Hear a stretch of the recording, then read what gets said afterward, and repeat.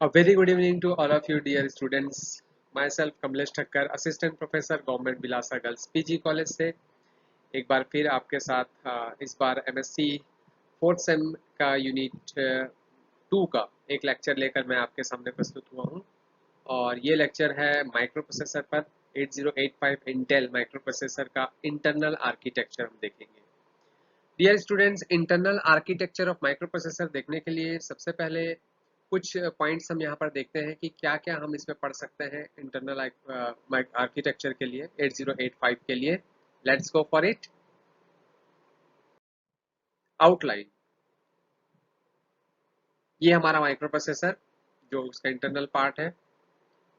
Outline में सबसे पहले हम देखेंगे इंट्रोडक्शन के बारे में, फिर इंटरनल आर्किटेक्चर की 8085 इन डिटेल एक्सप्लेनेशन देखेंगे कि उसमें क्या क्या चीज़ें यूज होती है, उसमें उसके रजिस्टर्स के बारे में, बसेस के बारे में, प्रोग्राम कंट्रोल के बारे में, स्टैक पॉइंटर के बारे में, एवरीथिंग ऑफ इंटरनल आर्किटेक्चर पूरा।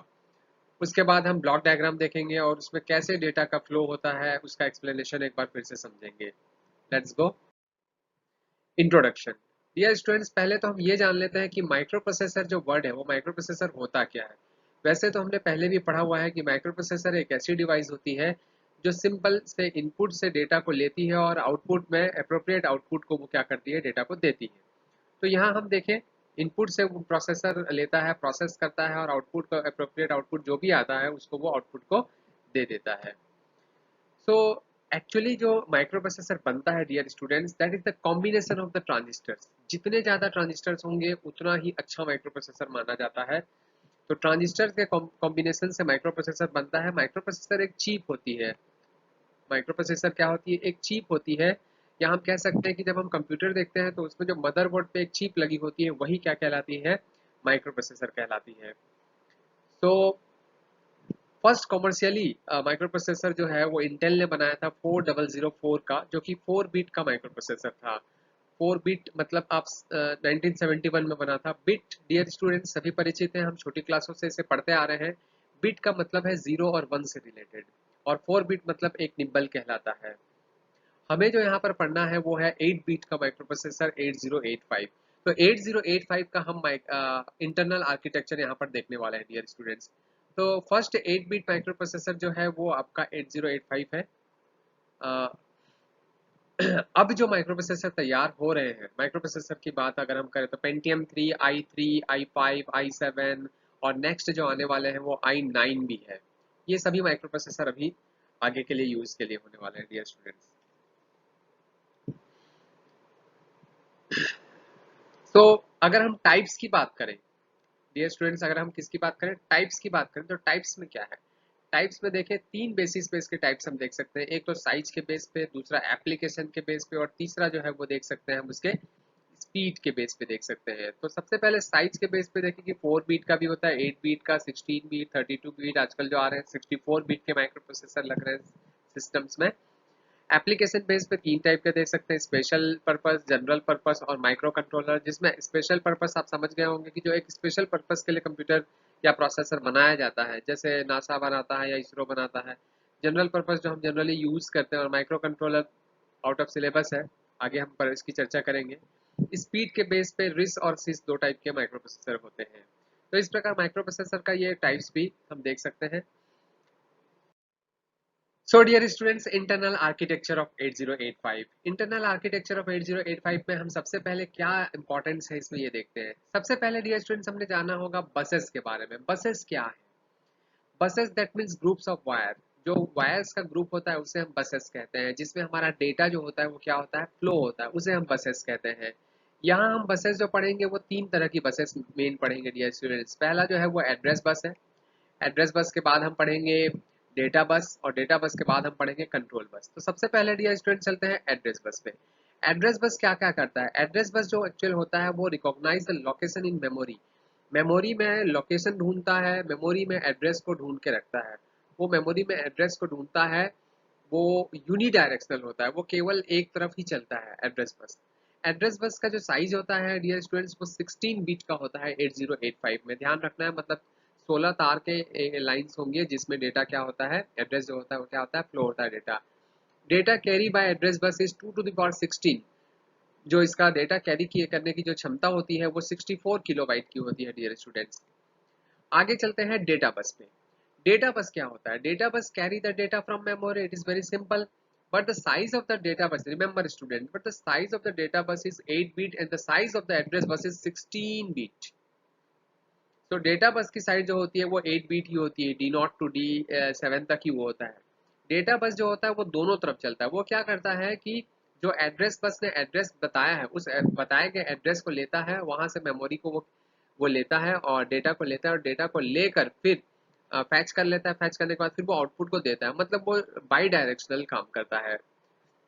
Next dear students, control bus पे हम चलते हैं।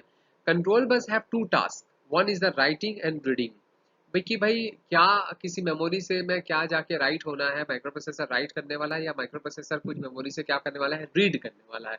इसके बारे में जो जानकारी हमने देता है वो होता है कंट्रोल बस। तो कंट्रोल बस एक्चुअली कंट्रोल करता है रीडिंग और राइटिंग को, ये दोनों टास्क करता है।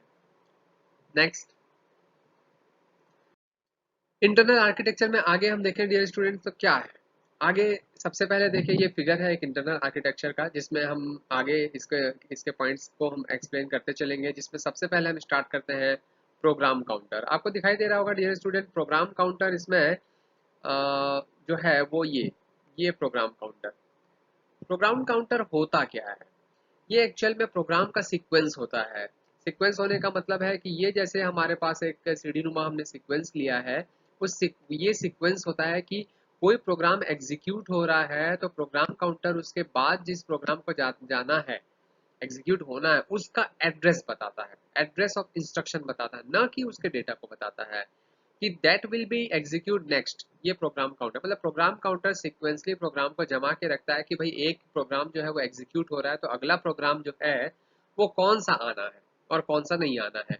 इसके लिए उसे हेल्प करता है उसके नीचे वाला जो एक आप और पॉइंट देख रहे होंगे, increment and decrement registers. Increment और डिक्रीमेंट रजिस्टर जैसे हम ये बताएं कि अगला ये तो आपका एग्जीक्यूट होने वाला है, अगर ये एग्जीक्यूट होना शुरू हो गया तो फिर उसके नीचे वाला फिर एग्जीक्यूट होने वाला है, मतलब पीसी कहाँ पर आ जाएगा, पीसी यहाँ पर आ जाएगा। तो ये जो इंक्रीमेंट और डिक्रीमेंट का जो प्रोसेस हो रहा है ये हमें मिलता है इंक्रीमेंट डिक्रीमेंट रजिस्टर से। क्लियर हुआ? तो प्रोग्राम काउंटर एक्चुअली एड्रेस को मेन क्या करता है, वो इंस्ट्रक्शन ऑफ एड्रेस को मानता है, वो उसे स्टोर करने की कोशिश करता है। इसलिए इसका जो लेंथ होता है वो भी कितना बिट होता है, 16 बिट का होता है प्रोग्राम काउंटर का। It contain address of instruction, ये एड्रेस ऑफ इंस्ट्रक्शन को कंटेन करता है। ये सबसे इंपॉर्टेंट बात हमें ध्यान रखनी है, that will be executed next. Okay, अब एड्रेस बफर आते हैं। डियर स्टूडेंट्स देखिए इसके नीचे एड्रेस बफर आपको दिख रहे होंगे। 8 बीट के दो एड्रेस बफर हैं, जिसमें ये लोअर से हम शुरू करेंगे और ये अपर करेंगे। तो ये जो 8 बीट के एड्रेस बफर है ये क्या करता है? बफर मतलब क्या करना है, स्टोर करके रखना। तो जो प्रोग्राम काउंटर जो एड्रेस ऑफ इंस्ट्रक्शन उसके पास जो होते हैं 16 बीट के, उसमें 8 बीट के ये क्या करके रखता है, स्टोर करके रखता है। ओके, ये क्या करके रखता है, स्टोर करके रखता है। इसके बारे में यहाँ पर एड्रेस बफर का ये यूज होता है। नेक्स्ट हम चलते हैं डियर स्टूडेंट, फिर से एक बार हमारे पास वो डायग्राम आ चुका है। अब इंस्ट्रक्शन रजिस्टर पर चलते हैं। तो हम पीसी हमने कंप्लीट किया, पीसी के बाद हम आए इंक्रीमेंट और डिक्रीमेंट रजिस्टर पर। इंक्रीमेंट और डिक्रीमेंट रजिस्टर के बाद एड्रेस बफर पर आपको पता चला कि एड्रेस हुआ। अब हमारा जो डाटा जाएगा वो यहाँ से जाएगा और ये डेटा बस। अब बात आती है ये आईआर है क्या, instruction register to store of the data from address. हमारा एड्रेस तो यहाँ पर था, एड्रेस तो जाएगा नहीं, तो अब वायर से बसेस के माध्यम से डेटा को जाना है।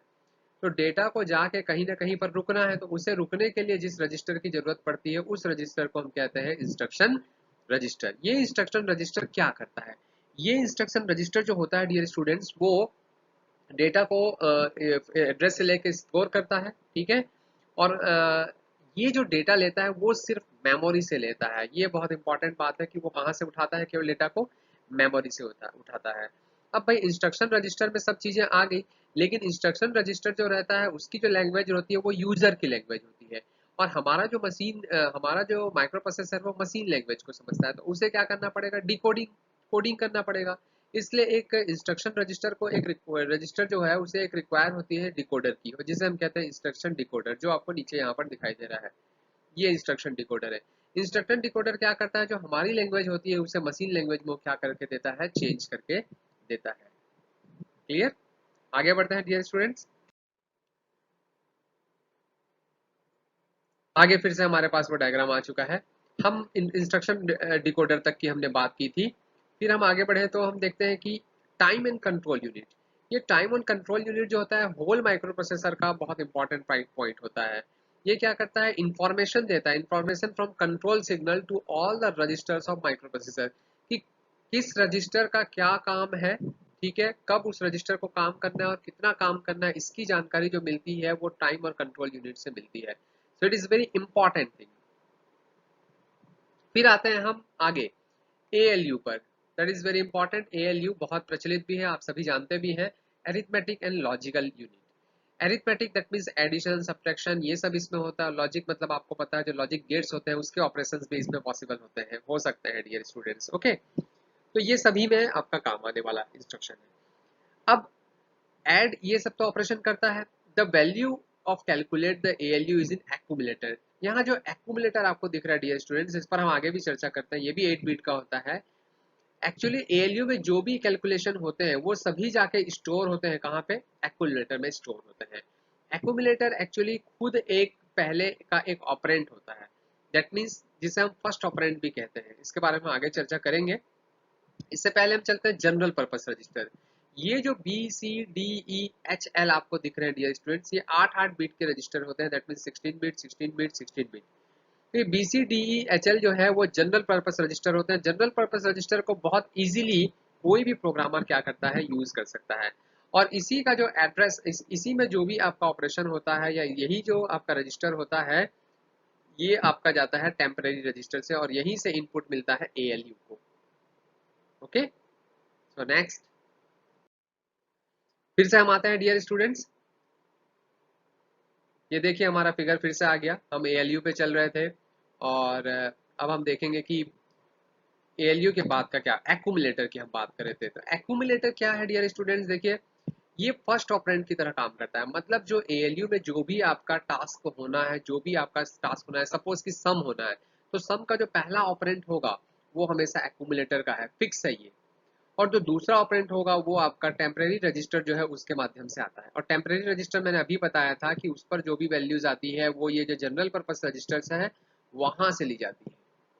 तो ये टेम्परेरी रजिस्टर दूसरा ऑपरेंड होगा और accumulator is fix first operand for the ALU।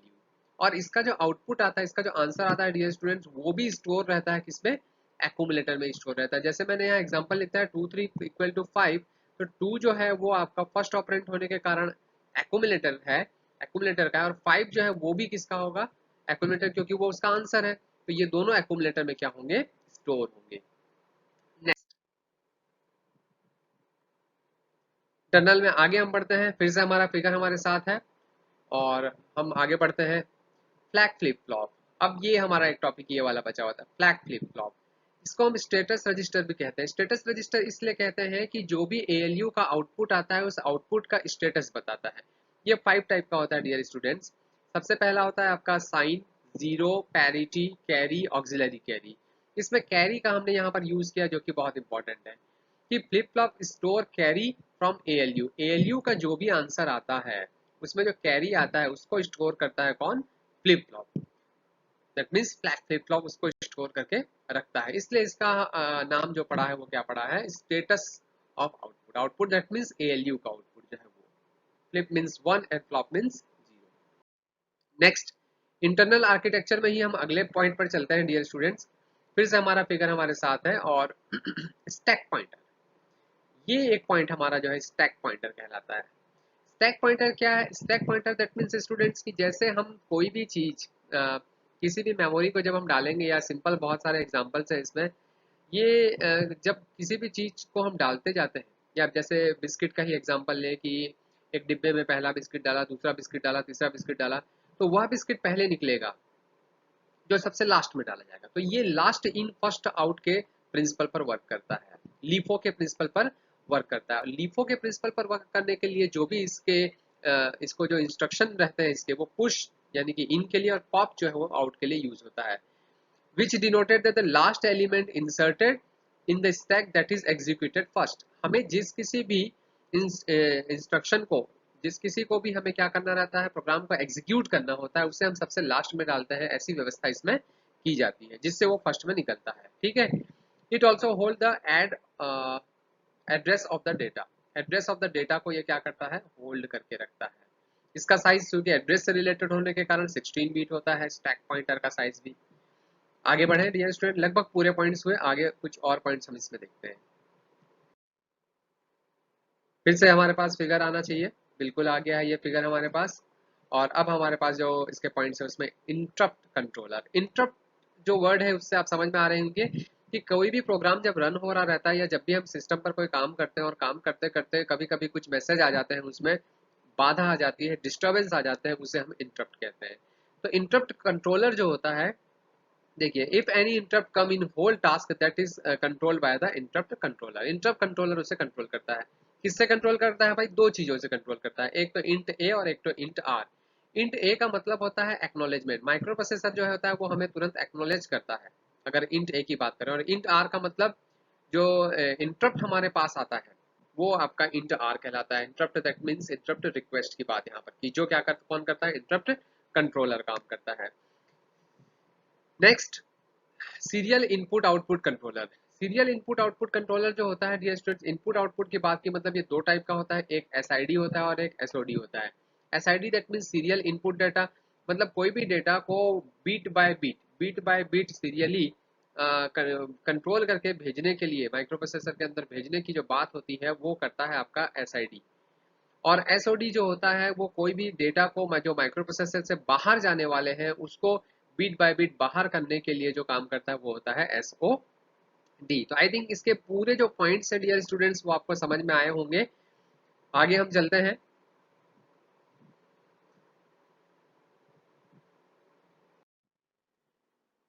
तो डियर स्टूडेंट्स आगे हम देखते हैं block diagram. Block diagram of 8085 internal architecture का।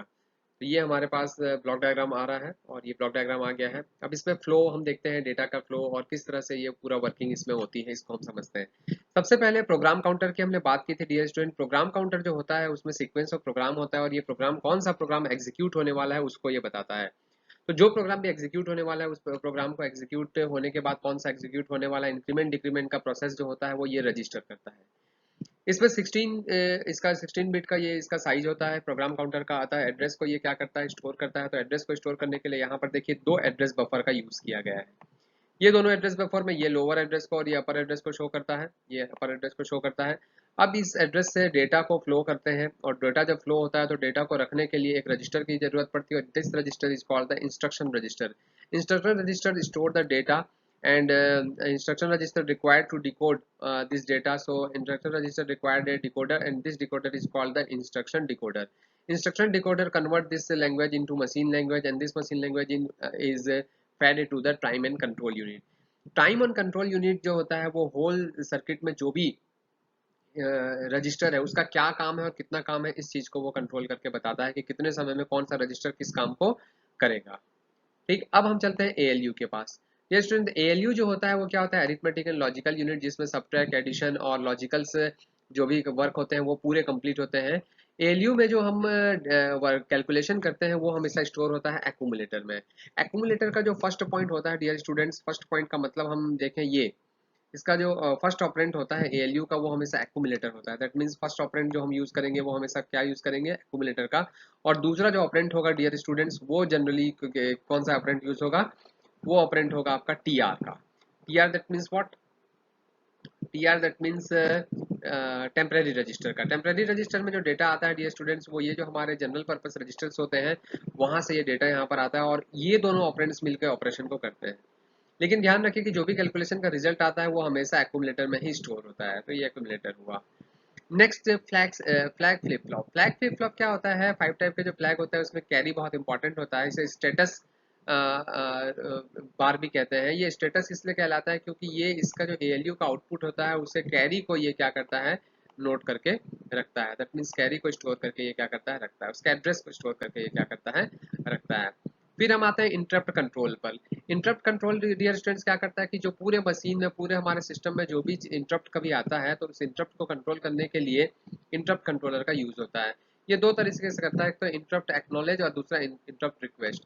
इंटरप्ट रिक्वेस्ट हमेशा रिक्वेस्ट भेजी जाती है जो कि इंटरप्ट कंट्रोलर के द्वारा भेजी जाती है, और इंटरप्ट एक्नॉलेज जो होता है माइक्रो प्रोसेसर हमें जो एक्नॉलेज करता है, बीच बीच में मैसेजेस आते हैं रुकावट के लिए, वो माइक्रो प्रोसेसर इंट ए के माध्यम से करता है।